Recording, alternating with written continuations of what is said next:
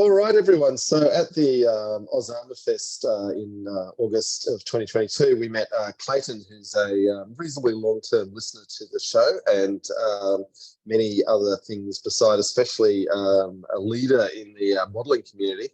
And he's getting us started with our modelling challenge on the PZ38T. Clayton, welcome to the show. Thank you so much for joining us.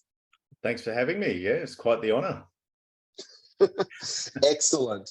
Welcome. It's not the first time you've been involved with Totally Tanked either, is it? Well, yeah, we did cross paths obviously in Cairns, and yeah, shared a few stories and a few beers and whatnot. And yeah, no, long-term listener. Yeah, here I am. Good time guy. Thank you for joining us. Thanks for having Clayton, me. before we get into what people are going to need for our PZ38T challenge, can you just tell us a bit about what you do in modelling and your Facebook group? Modelling. So my modelling presence is Workbench Hobbies. I do a lot of posting. That's where you'd find me mainly on Facebook, would be Workbench Hobbies. I do have a website, Workbench Hobbies, as well. I do a lot of reviewing for the modelling news, and anyone who sort of has been around modelling or scale modelling would be really familiar with that website. It's just themodelingnews.com. Lots of reviews, build reviews, things like that. I've been doing that for a long time. And also write for one of the international magazines, Model Military International. So yeah, doing articles and reviews and how-tos and things like that. So yeah, that's me. Been modelling pretty much all my life. Dropped out, obviously around that sort of 19, 20-year-old, when it didn't become sort of cool anymore and girls weren't interested, and there was beer and going out and all those things to do. Always sort of kept one foot in it, but didn't really practice the hobby, so to speak. But yeah, sort of, I don't know, maybe 12, 13 years ago, work was very stressful, whatnot. My wife suggested, why don't you get back into the hobby as a way of stress relief? And yeah, I think she probably regrets that suggestion now, because it's become such a big part of my life. But yeah, it's just a hobby I love. It's a hobby that gives me so much. It's a hobby I want to share with other people, because I think, it's got so much to give everybody in different ways that you wouldn't even consider, and things you get out of it. So yeah, that's where I'm at. I've actually just started filming for YouTube videos, like how-tos and stuff. That's a bit of a boom thing. So yeah, that's the goal this year, is to get some videos up and get a bit of a footprint on YouTube. I think awesome. I mean, I know if for me, part of the research process when we're doing a new episode is obviously you do a lot of online reading, and then I'll be hitting up the videos, seeing what the chieftain had to say, is always a big one. And then the tank museums, tank chats. And then by the time you get to about the 4th or 5th video, it's either War Thunder reviews or people saying this is how good the Tamiya kit is, or the Revell kit, or whatever. Or where it is, where you find it on Girls on Panzer.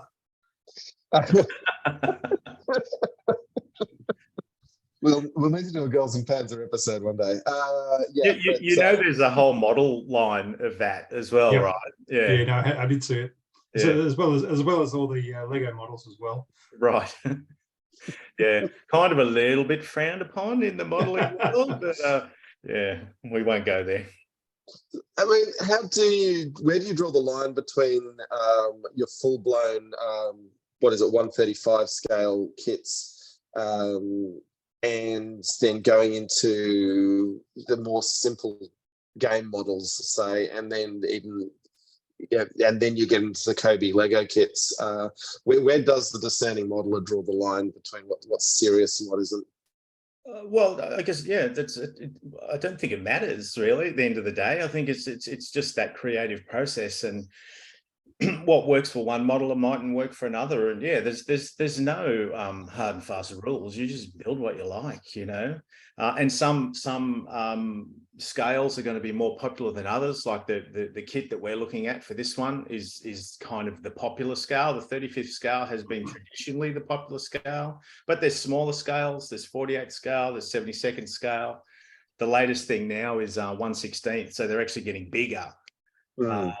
Yeah, where do you draw the logic? I don't draw that. Like, yeah, it's people are people, everyone's different, and some people will only build one scale and only build one subject. But I like to sort of spread my wings, and it's strange. Each genre is quite different. Like I couldn't build a car model successfully. I could build it, but to finish it to the standard that some of the car modelers do is just, it's a whole different discipline. And the aircraft builders will build different to the armor builders. And it's funny, you see these sort of styles come through. So yeah, where do you draw? Yeah, you just build what you like, really. Yeah, there's no rules. Okay, and it's also an interesting thing with certainly in more recent times, probably as much effort goes into building a setting and a diorama for the model as for the actual assembly of the plastic kit, doesn't it? Yeah, if that's what you want from it. I mean, some people just build them, don't paint them, don't finish them. It just depends where you get your joy from the hobby. Like that whole, that whole diorama and vignette. I mean, that's a whole nother set of whole different set of discipline and skills. And it looks awesome. Like when you finish your kit and you can, put it in a little landscape scene or city ruins or something. I mean, it just adds another level to it. But yeah, look, again, there's no hard and fast rule. If you just want to build the kit and build it, yeah. But I mean, the other part of the hobby that sort of no one really speaks about is the collecting side of things. That most modelers, not even serious modelers, just part-time modelers, just ask a modeler about their stash. And yeah, it's usually their little shame. Like it's the garage is filled with kits and kits and kits, and cupboards are filled with kits. Yeah, so that's the other arm of the hobby, and yeah, that's a slippery slope, that one. So how big is your stash then? That's a personal question, Robert. Yeah, it's big. It's big. Yeah, the garage is full. Work, obviously there's all spaces at work is overloaded there, in attics, in cupboards. Yeah, it's pretty bad. And once you've built them, where do you then put them? On display, or do they just go into a cupboard somewhere? Or I've got a display case in here in the model room, so to speak. I've got a display case in my office at work. I do build for other people, so I do commission stuff as well. So I would build it and then ship it off to them. Some of my older stuff that obviously wasn't sort of up to scratch anymore, I'd probably give to like the kids, cousins and things like that. So yeah, but I mean, some people just pop them on the shelf. That they just become a bit of a dust magnet. If that's it, it just depends what you want out of your models. Like some people, put, I don't know, 40, 50 hours into a kit, and they'll get a little, display case made up. And, but yeah, I've got 2 dedicated display cases in my workspace and here at home. That's where I display mine. And just out of interest, how much time would you spend in the painting versus the assembly? Usually assembly is pretty quick. Yeah. So a 35th scale model like the one we've proposed here would probably take me, I don't know, maybe an hour and a half, 2 hours to build it. Pardon me. And to finish it, I'd probably be like 25 hours or something, maybe 30. Right. Yeah. Is that just? Sorry, is that just painting the vehicle, or are you have you got your commander sticking out the top and you're rouging his cheeks? And, well, see that's another discipline altogether, is figure painting, right? So there's all these different skills, and every time you think you're sort of starting to get good at one thing, you'll get found out, like trying to paint, a face that's this big, But there's joy in that as well, and there's real joy in putting that together and painting this little figure that just looks like a little bloke, So painting a figure would probably take me about 3 or 4 hours from start to finish. Yeah, but I mean, there's like back to the tank, it just depends on how far you want to take it. If you just want to paint it in Panzer Grey, have it sitting there that looks like it's just come straight out of the factory, that might take you a couple of hours. If you want to make it look like it's been through the battlefields in Russia, and it's got mud and chipped and rust and stowage and all that sort of stuff. Yeah, that's usually a kit would take me 25 to 30 hours from start to finish. Fair enough. Now, just working through what we're doing with this kit. So it's the Tamiya 1 in 35 scale Panzer 38T. Now, obviously, this is a tank we haven't featured yet in the show, and we are going to do an episode when we get to the culmination of this model build, because it's a really underrated tank historically. It's basically the tank the Germans used to conquer France, which they stole from the Czechs. But so that's the kit people need if they want to join the challenge. And I know a few people have already been in touch wanting to get involved, so we're off to a flying start. Now, what other equipment are people going to need to do this justice?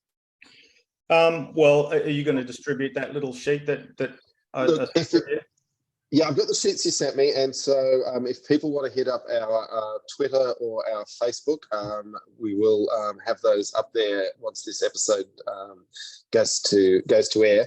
But I guess I just walk us through the items that are on your list, and some of them. I mean, obviously, glue you use to join the bits together. That one's easy. But things actually is the glue included in the kit, or do you recommend people get an extra one? The one that was recommended to me from the website is this Tamiya, but I was going to ask today whether or not you take it. That's what you want. Okay, Tamiya extra thin. And the glue is really important, and there's a lot of choices with glue, but that you can't go wrong if you get that one, that Tamiya extra thin, the little bottle with the green cap. It comes with an applicator brush. So look here for another example of it. There we go. Yeah. Below the model. That'd be the one to get. If you can't get that Revell contactor, it's just in a different sort of style of bottle, and I would just encourage everyone to have a look on the page for this cheat sheet. So obviously glue is very, very important. The next thing I would recommend would be the sprue cutters, like the little nippers. Now, when I was a kid doing my models, I used my dad's toenail clippers. But these, I used to do a bit of 3D printing, so I've got quite a good pair of sprue cutters that look like this. So that's for cutting the parts out of the plastic frameworks, the sprues, yeah? Yeah, that's correct. So the sprue cutters, it's just a better tool. So can you do it with toe clippers? Yeah, of course you can do it with toe clippers. You can do it with a butter knife if you want, but you'll get it'll just it'll hurt. Yeah, you'll get a bad cut, and it'll just parts won't fit together properly and whatnot. So the sprue cutters, they're angled. They're designed to clip the part off from the sprue cleanly. You can pay anything from about $5 up to $150 for a decent pair of sprue nippers. So again, it just depends how serious you want to get. But yeah, look, half decent pair, probably $8-9, and they'll last you forever. And I'd recommend them, better than the toe clippers. Okay. You've also got a knife or scalpel on the list here. Walk us through what that's for in the process. So no matter how tight you can get with those sprue clippers, you're always going to get a little burr or little mold mark and things. And just with the molding process of the parts of the models too, you'll get like little bits of flash and seams where the two molds are coming together. So what you can do with the edge of the knife or scalpel is just tidy those parts up. Just running the blade over the molded piece will clean up any seam lines. But again, this is just going to depend what you want to get out of your modeling. Some people won't care about that, but if you sort of build a few more models and start to get into it, the first thing, if you go to competitions or enter a competition, if you haven't cleaned up seam lines and bits of that, like it's just, they're the immediate tells that, something's not quite right. But yeah, so the tidier you can make the part, the better the model is going to fit together as well. Okay, so the sprue cutters for cutting it off the sprue, as it seems obvious now that we say it. The knife's just for shaving it so that it's nice and even along the edge. Tidying it up, cleaning it up, I would just use a scalpel or hobby blade, Great. Now, you've also got sanding sticks on this list. That's for a bit more of that fine cleaning. Yeah, that would be a little bit more tidying up. Again, that's not a must-have. That's just if you start to get a little bit more serious about your modeling, that's what you do. Or you could use, like an emery board or like a nail file. It's not a must-have. It's just a nice to have. They're just, like with the wheels of the tank, you'll find there'll be a seam around. If you've got a sanding stick, you just work your way around it. And you can't cut your finger on a sanding stick. At least I haven't yet. Yeah, you got to really work at it. Yeah. Yes, so the number of scalpel cuts I've got on various fingers from old days of modelling. Yes, I like it. No trips to hospital, but a couple of you haven't tried hard enough. Yeah, a couple of deep scalpel cuts. Now, the aspiring knife guy inside myself wants to know: are the sanding sticks all the same grit, or do you use multiple passes of different grits for this stuff? Yeah, you would go coarse to start and then go fine. But look, something middle of the road. I think 800 grit sounds about right. Would be a fairly multi-purpose kind of a sanding stick. But I mean, you could use sandpaper from Bunnings or whatever if you wanted as well. It's just a way to tidy parts up. Yeah, but if you can have your abrasive already on a applicator, then that's making life easier, isn't it? Yeah, of course. Yeah, definitely. It's a little bit spongy as well, so it'll give when you're going around corners and things like that. Okay, excellent. Now, decal softener, talk us through that. Okay, again, this is not a must-have. This is just a nice-to-have. And again, this is just going to be what you want to get out of your modelling. But so what happens when you've painted your model and you've got the kit will come with decals or water slide transfers, whatever you want to call them. So you would put them on the painted surface, and sometimes it gets little bits of air stuck under them, and it will cause what's called silvering, which when you put it on the surface, you'll see it'll just obviously not look like a painted number on the model. It'll look like it's a sticker stuck on the model. So the decal softener will help alleviate that and help give you a cleaner finish with that. It's just going to depend how far down this hole you want to go. It's not a must-have, but it's a nice to have. And that decal softener, about $8 or $9, would last you a lifetime of modelling. Now, when I was a wee lad making my model, a few tanks, a few aeroplanes. I bet you had a F4 Phantom in there like the rest of us. No, I had a Hurricane, definitely BF-110. Anyway, getting back to this, getting the decals on, sometimes they just worked perfectly and sometimes they would never stick on. And I knew some people who just super glued them on. What's the correct way to do them? Well, yeah, this is there's so many variables in that question you just asked, because each manufacturer will produce their decals slightly differently, and some perform better than others. The integrity of the surface of the model you're trying to put it on will have a bearing on that.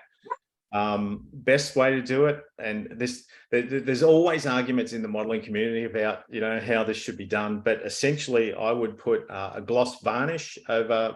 I'd paint my model.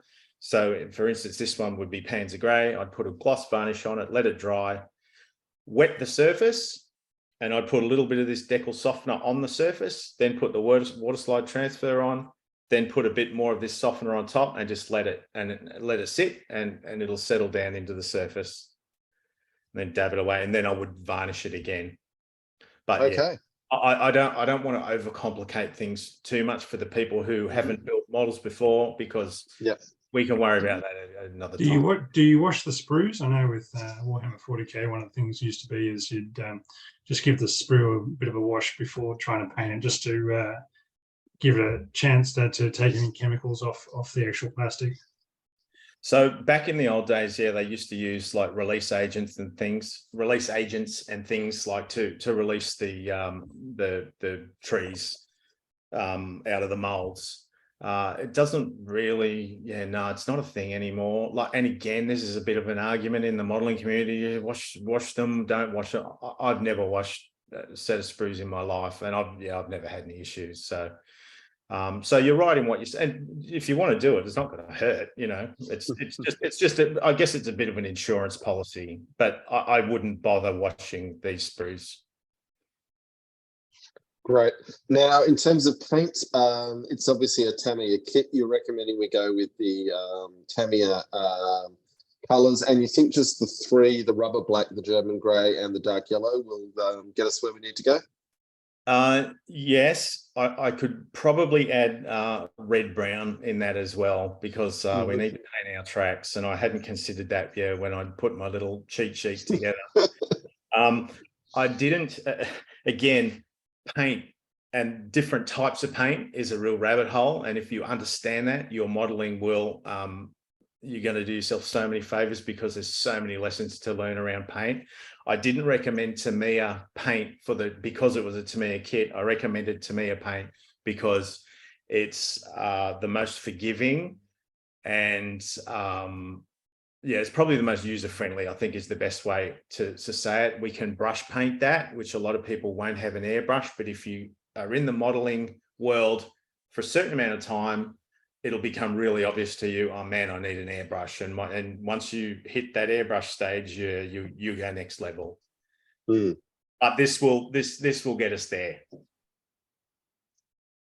Okay, and then brushes, you're just saying in terms of the must-haves, a basic synthetic brush set around $15. Yes. So you've got a mix of a few flat brushes, a few I don't know what's the term, pointy brushes, I guess. just fine brushes. That'll do. Yeah, just a good general purpose brush set, just to get started. And this is going to be different for everyone, but this will serve the beginner well. Okay, all right. So that's a good little walkthrough of what people are going to need if they don't already have it. I think we're going to have a significant variance of skill and experience levels going on, but that's enough to get a model together and looking respectable. Yeah, yes, to answer your question. And then how far down the rabbit hole do you want to go with it? Because sure. I think for a lot of people, just the achievement of building it and seeing the lines of the vehicle and the scales and how big the commander is compared to the tank, like that's the joy I get out of the construction, is the scales and the lines and seeing all the parts round, and like that's why I love your podcast so much, you guys, because I get that history side of things, and this marriage for the modeling is the modeling and the subjects, and then I get to marry it with the history and just create something. Yeah. Did I answer your question there? I don't know. You gave us a lovely compliment at any rate. That's the main thing. Just tell us how great we are. We'll go with that. Rob, have you got any questions? No, I think I've gone through all the things that jumped into my mind, and as you said about the paintbrushes, you just got to keep them away from children, and otherwise they'll use them on their own activities, and display the tips to be nice, fine, pointed paintbrush, but that's about it. There will be there's techniques with using the glue, and there's techniques with using the paint as well. So I might, if it's okay with you guys, just have maybe try and put something little together so might help you with the process of the painting and things like that. With the paints, do you use any washes or just the straight paints? Wow, you've been doing your research. Well, no, as I said, I used to paint the old 40K models. Yeah, mass armies of green skins, and I was not a fine painter. I was very much slapdash. Let's figure out something and see what I can convert. Yeah, but you do slapdash, and then you put a dry brush on. And sorry, you do a wash and a wash. Base coat.